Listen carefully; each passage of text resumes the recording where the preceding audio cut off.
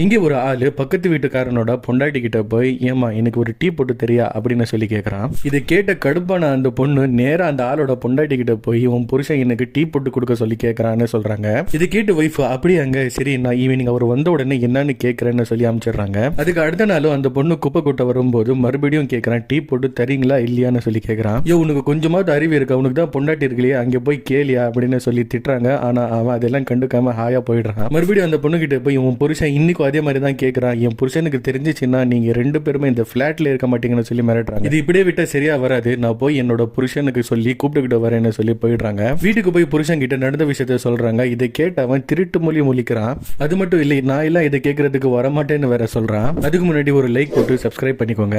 ஏன் உன் பொண்டாட்டியை ஒருத்தன் கேலி பண்றான், அவனை வந்து நீ என்னன்னு கேட்காம நீ வரமாட்டேன்னு சொல்றியான்னு சண்டை போட்டு கூப்பிட்டுக்கிட்டு போறாங்க. அங்கே போனா ஹஸ்பண்ட் அண்ட் ஒய்ஃப் ரெண்டு பேருமே வீட்டிலே இருக்காங்க.